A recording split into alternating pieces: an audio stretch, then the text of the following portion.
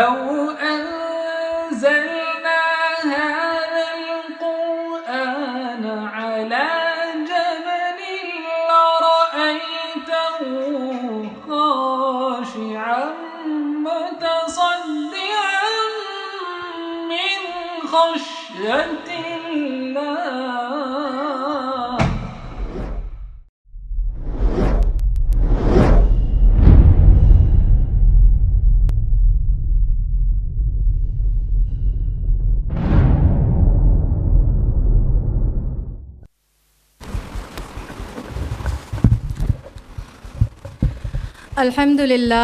अल्हम्दुलिल्लाहि रब्बिल आलमीन वस्सलातु वस्सलामु अला रसूलिहिल करीम अम्मा बाद। अऊज़ु बिल्लाहि मिनश शैतानिर रजीम बिस्मिल्लाहिर रहमानिर रहीम। अस्सलामु अलैकुम व रहमतुल्लाहि व बरकातुहू। जैसे कि आप सब ने सुना कि आज का हमारा टॉपिक है जदीद मसाइल और उसका नबवी हल। अल्लाह सुब्हानहू व तआला ने नबी करीम सल्लल्लाहु अलैहि वसल्लम को जब नबूवत दी तो उसका मकसद ये था कि वो तमाम लोगों तक हक़ पहुंचा सकें, अल्लाह सुब्हानहू व तआला का पैगाम पहुंचा सकें। दीन इस्लाम हमसे क्या डिमांड करता है वो हम तक पहुंचा सकें। हमारी ज़िंदगी का क्या तरीक़ा होना चाहिए, हम अपने मसाइल को कैसे टैकल करें, ये सब हम उससे पढ़कर फ़ायदा उठा सकें। देखिए, जदीद मसाइल का मतलब प्रेजेंट या मौजूदा मसाइल। अगर मैं बात करूं, यहाँ आप सब बैठे हैं, हम सब किसी न किसी मसाइल से जूझ रहे हैं। हर एज ग्रुप का इंसान किसी मसाइल से जूझ रहा है। अगर एक छोटे बच्चे से पूछा जाए उसके क्या मसले हैं तो खेलने का वक्त नहीं मिल रहा। अगर उससे बड़े बच्चों से पूछा जाए या टीनेजर्स या अडल्ट से पूछा जाए तो सोसाइटी का प्रेशर, करियर का प्रेशर उनके मसले हैं। मर्दों से पूछा जाए तो काम करना, फैमिली को प्रोवाइड करवाना, ये उनके मसले हैं। और अगर हमारी और आपकी बात करी जाए तो अगर हम वर्किंग हैं तो घर को बैलेंस करना, काम को बैलेंस करना, और अगर हम होम मेकर हैं तो कितने मसाइल होते हैं। कुल मिलाकर आप देखिए कि कोई भी सुकून में, इत्मीनान में नहीं है। हमारी ज़िंदगी मसाइलों में उलझी हुई है और हम उलझ कर अपनी ज़िंदगी गुजार रहे हैं। मसाइल बहुत हैं, लेकिन आज मैं अपनी गुफ्तगू में उन 3 मसाइलों के बारे में बात करूंगी जो मेरी और आपकी ज़िंदगी को मुतासिर करते हैं। पहला, कि हम कैसे एक बेमकसद ज़िंदगी गुजार रहे हैं। हमने अपनी ज़रूरियात ज़िंदगी को मकसद ज़िंदगी बना लिया है। दूसरा, कि हम जब इनके पीछे लग जाते हैं तो हमारे साथ एंग्जाइटी, स्ट्रेस, डिप्रेशन, हम इन सब चीज़ों का शिकार होते हैं। और फिर हम देखेंगे कि कैसे सोशल मीडिया हमारे फैमिली सिस्टम को कमज़ोर कर रहा है, वीक कर रहा है। अगर मैं आपसे पूछूं कि आपका क्या मकसद है, या हर इंसान यहाँ पे कोई ना कोई मकसद, कोई टारगेट या कोई गोल लेकर बैठा हुआ है। किसी को घर बनाना है, किसी को अपने बच्चे को अच्छी पढ़ाई देनी है, किसी को अपने बच्चों की शादी करवानी है, उनका मुस्तकबिल सेटल करना है। तो हमारे मकसद हैं, टारगेट्स हैं, गोल्स हैं। और एक मकसद अल्लाह सुब्हानहू व तआला बिल्कुल साफ़ वाज़े अल्फाज में कुरान में फ़रमाता है। सूरा ज़ारियात सूरा 51 आयत नंबर 56, वमा खलक़तुल जिन्न वल इंसा इल्ला लियअबुदून। मैंने तमाम जिन और इंसान को अपनी इबादत के लिए पैदा किया। इल्ला लियअबुदून, सिर्फ़ अपनी इबादत के लिए पैदा किया। आप देखिए कि अल्लाह सुब्हानहू व तआला के तमाम मखलूक़ात हैं और मखलूक़ात का ज़र्रा ज़र्रा अल्लाह सुब्हानहू व तआला की इबादत में लगा हुआ है। अल्लाह सुब्हानहू व तआला का फर्माबरदार है। लेकिन इस आयत में सिर्फ जिन और इंसान के बारे में क्यों कहा गया? क्यों? क्योंकि जिन और इंसान को ये इख्तियार दिया गया है कि अगर वो चाहें तो अल्लाह की इबादत करें और चाहें तो उससे मुँह भी मोड़ लें। यहीं से हमारी ज़िंदगियों का टेस्ट शुरू होता है। और इसको अल्लाह सुब्हानहू व तआला सूरह अल-बक़रा में एक मिसाल के ज़रिए समझाते हैं। क्या तुम में से कोई शख्स ये पसंद करेगा कि उसका एक बहुत हरा भरा घना बाग हो? एक शख्स है, वो अपनी पूरी मेहनत से एक बाग तैयार करता है, अपनी पूरी ज़िंदगी उस बाग में लगा देता है और वो बाग ऐसा है, उसकी दरख्तें ऐसी हैं कि वो ज़मीन को ढाँक रही हैं। ज़मीन तक नज़र नहीं आ रही, इतना घना बाग है वो। उसने अपनी सारी ज़िंदगी की मेहनत उस बाग के लिए लगा दी। अपनी ज़िंदगी का वो उसकी ज़िंदगी का सबसे कीमती सरमाया है। और कुरान इसके लिए लफ्ज़ जन्नत का इस्तेमाल करता है। जन्नत सिर्फ आखिरत वाली जन्नत नहीं होती, जन्नत लफ्ज़ उसके लिए भी इस्तेमाल होता है कोई अगर चीज़ किसी चीज़ को ढांक ले, मतलब इतना घना और गहरा बाग। और अब फिर अल्लाह सुब्हानहू व तआला फरमाते हैं कि उसमें खजूर लगे हुए हैं, अंगूर की बेलें हैं और तमाम फल लगे हुए हैं, यहाँ तक कि उसके नीचे नहरें बह रही हैं। उसके सूखने का भी कोई वो नहीं है, डर नहीं है कि वो सूख भी सकता है। उस इंसान ने अपनी पूरी जवानी, अपनी सारी मेहनत, अपना कीमती वक्त उस बाग को लगाने में लगाने में इस्तेमाल किया। फिर अल्लाह सुब्हानहू व तआला आगे फरमाते हैं कि अब वो शख्स बूढ़ा हो गया है, अब उसमें वो ताकत नहीं है कि वो दोबारा वो बाग लगाए, और जो उसकी औलाद है वो छोटी और कमज़ोर है, ना ही उसका सहारा बन सकती है और ना ही दोबारा एक नया बाग लगा सकती है। तो उन सब का मुस्तक़बिल उस बाग पर है, वो उनका सबसे कीमती सरमाया है। और अचानक एक आग से भरा हुआ गोला आता है और उस पूरे बाग को जलाकर राख कर देता है। सोचिए कि उस शख्स पर क्या गुजरेगी जिसने अपना पूरा वक्त, अपनी पूरी जवानी ऐसे बाग को तैयार करने में लगा दी। अब ना ही वो दोबारा उसको खड़ा कर सकता है। और अल्लाह फरमाते हैं कि इसी तरह मैं अपनी आयतें तुम्हारे लिए खोल खोल कर बयान करता हूँ ताकि तुम उस पर गौर व फ़िक्र करो। गौर व फ़िक्र करने की बात यहाँ पे ये है कि ये सिर्फ बाग की मिसाल नहीं है, ये मेरी और आपकी ज़िंदगी की मिसाल है। हम भी तो अपनी पूरी ज़िंदगी एक बाग तैयार कर रहे हैं, अपने करियर की टेंशन लेके बैठे हुए हैं, अपने करियर में लगे हैं, डिग्री हासिल कर रहे हैं, घर बना रहे हैं, बच्चों के मुस्तकबिल के बारे में सोच रहे हैं। एक बात मैं वाज़े करना चाहूँगी कि अल्लाह सुब्हानहू व तआला कभी हमें मेहनत करने से या हलाल रिज़्क़ कमाने से मना नहीं कर रहा। अल्लाह सुब्हानहू व तआला फरमाते हैं कि तुम अपनी सारी ज़िंदगी की मेहनत लगाते हो, अपनी पूरी ज़िंदगी लगाते हो, लेकिन अगर क़यामत के दिन हम जाएं और हमसे कहा जाए कि हमारा पूरा बाग जल चुका है, तो हम क्या बोलेंगे कि हमने पैदा होते ही मेहनत शुरू कर दी, जब से आँख खुली है मेहनत कर रहे हैं, आँख बंद होने तक मेहनत करते रहते हैं। पहले स्कूल भेजा गया, कॉलेज में मेहनत, फिर घर में मेहनत, फिर कमाने की मेहनत, सोसाइटी के स्टेटस मैच करने तक की मेहनत। फिर एक सवाल पूछा जाएगा हमसे कि तुमने अल्लाह के लिए कितनी मेहनत की, तुमने अपनी आखिरत के लिए कितनी मेहनत की। तो ये सब गलत नहीं है।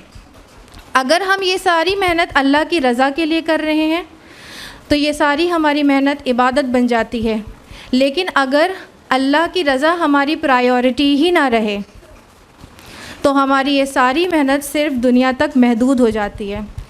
आप देखिए कि हम जब सुबह उठते हैं तो हम फ़िक्र के साथ उठते हैं, फ़िक्र के साथ सोते हैं, फ़िक्र के साथ उठते हैं। घर की फ़िक्र, बच्चों की फ़िक्र, काम की फ़िक्र, करियर की फ़िक्र, फ़िक्रों में हमारी ज़िंदगी मुब्तला है। एक ख़त्म होती है फ़िक्र, दूसरी फ़िक्र आ जाती है। ऐसा क्यों होता है? ऐसा इसलिए है क्योंकि हमारी ज़िंदगियों में कामयाबी की डेफिनेशन बदल चुकी है। अगर यहाँ मैं आपसे पूछूं कि कामयाब कौन है, तो अक्सर ये जवाब मिलेगा कि जिसके पास जितना पैसा है, जितने अच्छा बड़ा घर है, अच्छी गाड़ी है, जितनी सहूलियत है, जितनी आसान ज़िंदगी है, उतना हम कामयाब समझते हैं अपने आप को, जितनी सहूलत भरी ज़िंदगी होती है। लेकिन ये तो हमारा स्केल है, अल्लाह का स्केल बिल्कुल मुख्तलिफ है। अल्लाह सुब्हानहू व तआला हमें एक बात याद रखनी है कि हमारी सारी मेहनत, जिस चीज़ के लिए हम अपनी सारी मेहनत करें, जिस चीज़ को हम अपना मकसद बना लेंगे, हमारी सारी मेहनत फिर उसी के लिए लगेगी। हमारा सबसे बड़ा मसला ये है कि हमने अपने आप को भुला दिया है, हमने अपने खालिक को भुला दिया है, हमने अपनी हकीकत को भुला दिया है। क्या हमें इस दुनिया में सिर्फ खाने पीने, ऐशो आराम करने के लिए भेजा गया था? अल्लाह सुब्हानहू व तआला फरमाते हैं कि मैंने इस दुनिया में किसी को भी बेमकसद नहीं भेजा, तो हम फिर ये क्यों समझते हैं कि हमारा कोई मकसद नहीं है? तो हमें ख़ुद से एक सवाल करना चाहिए कि हम यहाँ क्यों आए हैं, हम यहाँ क्यों भेजे गए हैं, मैं और आप किस लिए भेजे गए हैं, और कल मुझे और आपको कहाँ जाना है। हमारा सबसे बड़ा मसला ये है कि हमने ज़रूरियात को अपना मकसद बना लिया है। घर हमारे लिए ज़रूरत है, गाड़ी हमारे लिए ज़रूरत है, बिज़नेस हमारे लिए ज़रूरत है। देखिए, एक बात वाज़ेह करना चाहूँगी कि इस्लाम कभी भी हमें हलाल रिज़्क़ कमाने से हलाल रिज़्क़ कमाने से मना नहीं करता, हमें मेहनत करने से मना नहीं करता। लेकिन अगर हम अपनी ज़रूरियात को अपना मकसद बना लें, इस्लाम हमें ये बिल्कुल नहीं चाहता कि हम अपनी ज़रूरियात को अपना मकसद बनाकर सिर्फ़ उसी के लिए मेहनत करें, उसी के लिए जद्दोजहद करें। अगर हमारा घर हमें अल्लाह सुब्हानहू व तआला के करीब ला रहा है तो हमारा घर हमारे लिए बरकत है। अगर हमारा माल हमें सदक़ा और ज़कात की तरफ ले जा रहा है तो हमारा माल हमारे लिए बरकत है। आप देखिए कि कैसे आज हम बेहतर चीज़ों की दौड़ में लगे हुए हैं। हमें इंसान की साइकोलॉजी ये है कि अगर उसको एक चीज़ मिल जाती है ना तो उसे दूसरे की तमन्ना होती है। सूरा अल-कहफ़ में अल्लाह सुब्हानहू व तआला फरमाते हैं, सूरा 18 आयत नंबर 103, क़ुल हल नुनब्बिउकुम बिल अख़्सरीन अअमाला अल्लज़ीना ज़ल्ल सअयुहुम फ़िल हयातिद दुनिया व हुम यहसबून अन्नहुम युहसिनून सुनआ। क्या मैं तुम्हें बताऊं कि तुम में से सबसे ज़्यादा नुकसान उठाने वाले लोग कौन हैं? वो लोग हैं जिनकी दुनिया की सारी मेहनत ज़ाया हो जाएगी और वो समझेंगे कि उन्होंने बहुत अच्छा काम किया। हम सारी ज़िंदगी मेहनत करते हैं, आँख खुलते ही हमारी मेहनत शुरू हो जाती है। एक के बाद एक हमारे टारगेट्स होते हैं, हम उन मकसदों को हासिल करते हैं। आप देखिए कि अल्लाह सुब्हानहू व तआला हमें यहाँ एक मकसद बता रहे हैं कि मैंने सिर्फ़ इबादत के लिए पैदा किया। और आज का हमारी जो ज़िंदगी है, हमारा आज का जो मकसद है, आज का जो टारगेट, आज का जो गोल है, क्या 5 साल पहले हमारा वही टारगेट या गोल था? नहीं। अगले 5 साल में क्या हमारा वही टारगेट या गोल हो रहेगा? नहीं। चाहे वो हमें अचीव हो, चाहे वो हमें अचीव ना हो, वो हमारा टारगेट या गोल नहीं रहेगा। तो अगर हमारी सारी जद्दोजहद सिर्फ दुनिया के लिए रहेगी, अगर हम अपनी पूरी ज़िंदगी दुनिया के बीज बोएंगे तो हम आखिरत की फसल नहीं काट सकते। अल्लाह सुब्हानहू व तआला सूरा अत-तकासुर में फ़रमाते हैं, ये एक छोटी सी सूरा है। अल्लाह सुब्हानहू व तआला फ़रमाते हैं, अल्हाकुमुत तकासुर, ज़्यादा से ज़्यादा हासिल करने की जो ख्वाहिश है तुम्हारी, इसने हमें एक रेस में डाल दिया है। आप देखिए कि हर कोई इंसान अपने से हर दूसरे से अच्छा करना चाहता है। अगर उसके पास बड़ा घर है तो हमारे पास क्यों नहीं, अगर उसके पास अच्छी गाड़ी है तो हमारे पास क्यों नहीं, अगर उसके पास ऐसा मोबाइल है, फ़लाँ चीज़ है, तो वो हमारे पास क्यों नहीं है। और ये इस रेस में हम भागते रहते हैं। आप देखिए कि हम कंपैरिजन करते हैं, हम कंपटीशन करते हैं। ऐसा नहीं है कि पहले कंपैरिजन नहीं था, पहले हम चंद लोगों से अपनी ज़िंदगी को कंपेयर करते थे, लेकिन आज हमारी मोबाइल स्क्रीन पे हज़ारों लोग होते हैं। हम जब अपना फ़ोन उठाते हैं तो हम देखते हैं कि लोग अपने फ़ॉरेन ट्रिप्स दिखा रहे हैं, लोग अपनी बेहतर लाइफस्टाइल दिखा रहे हैं, अच्छी लाइफ दिखा रहे हैं, और बच्चों की तरक्की दिखा रहे हैं, गाड़ियाँ दिखा रहे हैं, मटीरियल चीज़ें दिखा रहे हैं। और फिर हमें कहीं ना कहीं लगने लगता है कि हम पीछे रह जा रहे हैं, महरूमी का शिकार महसूस करते हैं। इसको आज की साइकोलॉजी में बोला जाता है FOMO, fear of missing out, कि हम भी तो उतनी सलाहियत रखते हैं, हम भी तो कर सकते थे, हम भी तो ये कर सकते हैं।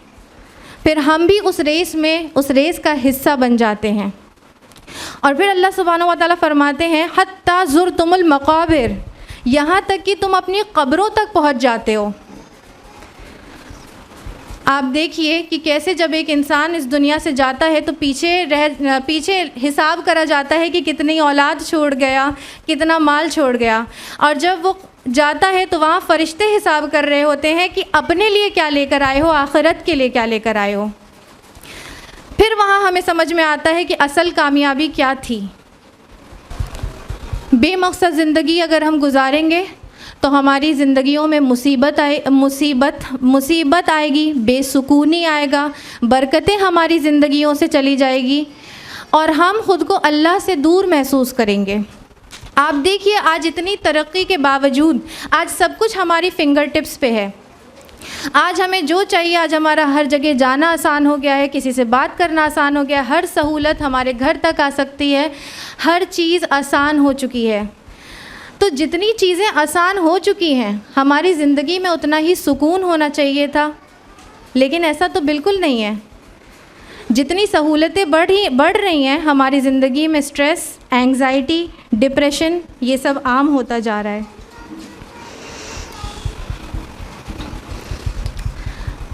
और ये क्यों आम होता जा रहा है?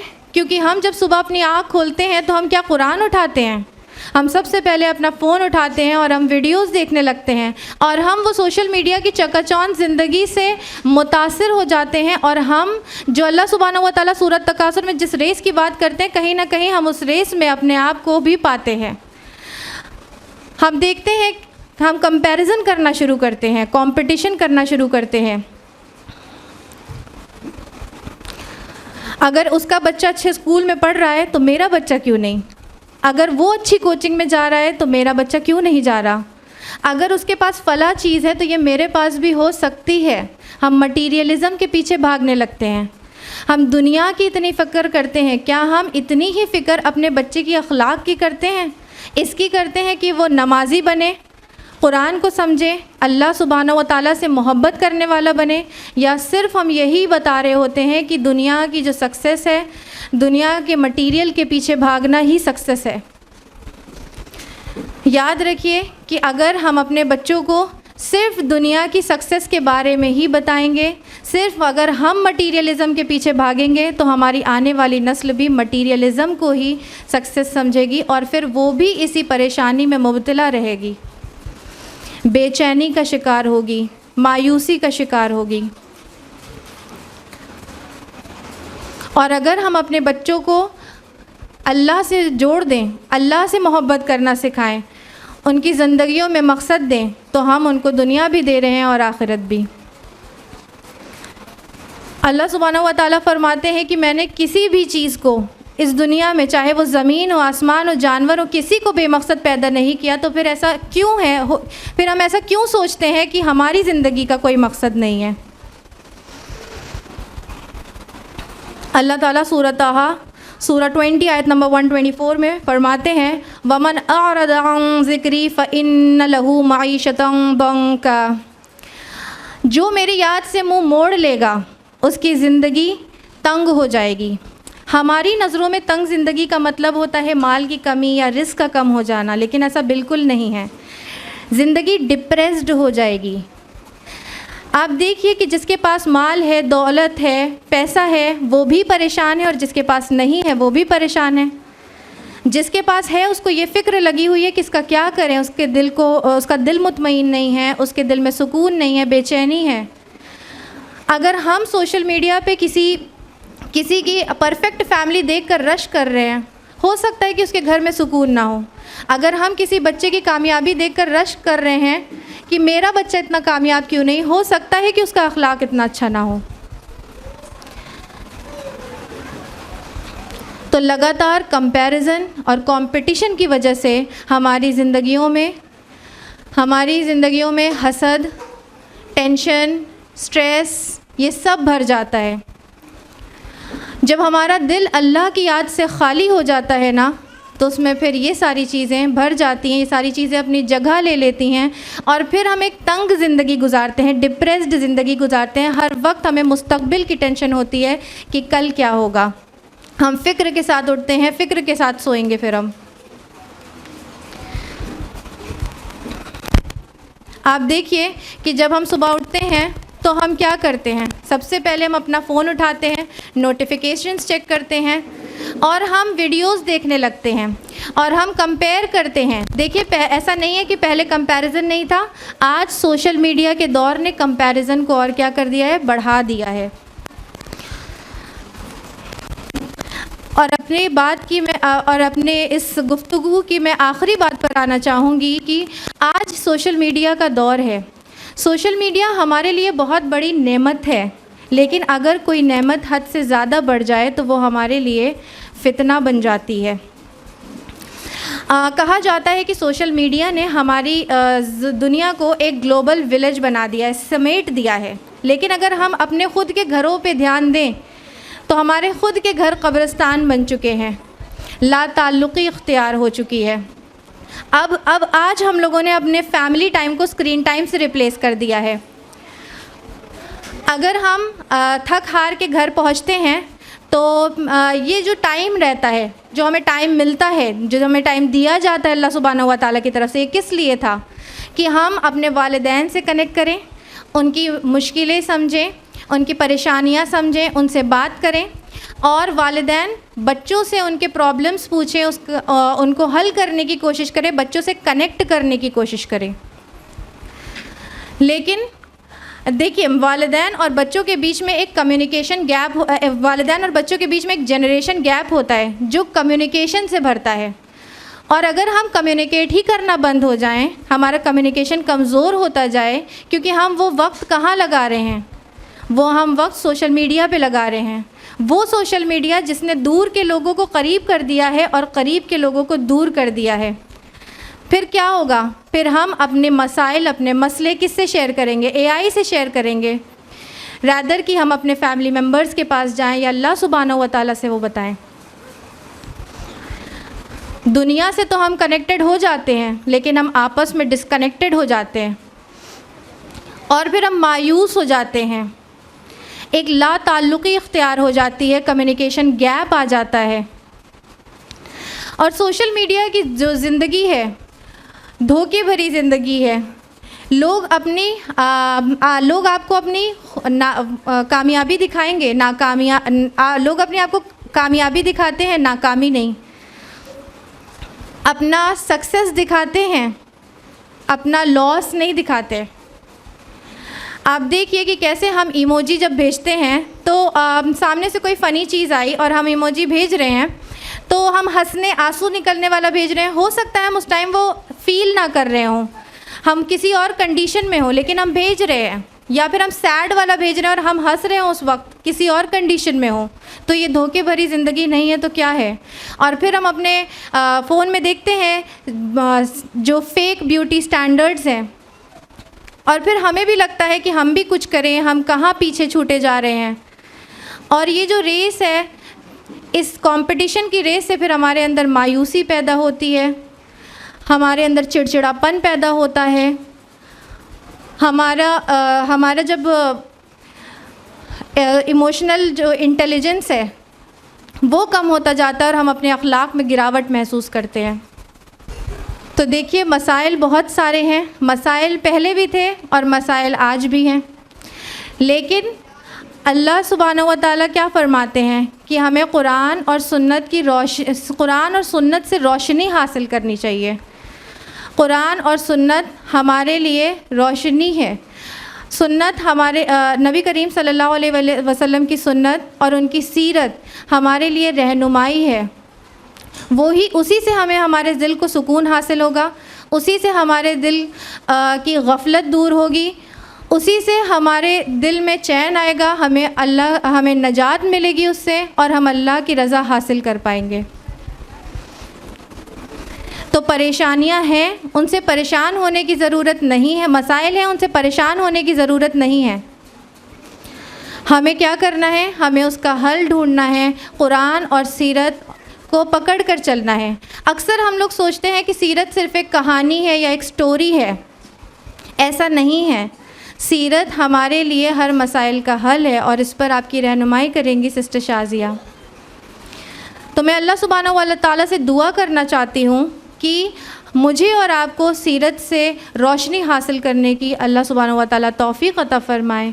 और मैं अपनी बात ख़त्म करना चाहूँगी सूरा अंबिया सूरा 21 आयत नंबर 107 में कि अल्लाह सुब्हानहू व तआला फ़रमाते हैं, ए नबी सल्लल्लाहु अलैहि वसल्लम, मैंने आपको तमाम इंसानियत के लिए रहमत बनाकर भेजा, सिर्फ़ मुसलमानों के लिए नहीं, तमाम इंसानों के लिए रहमत बनाकर भेजा।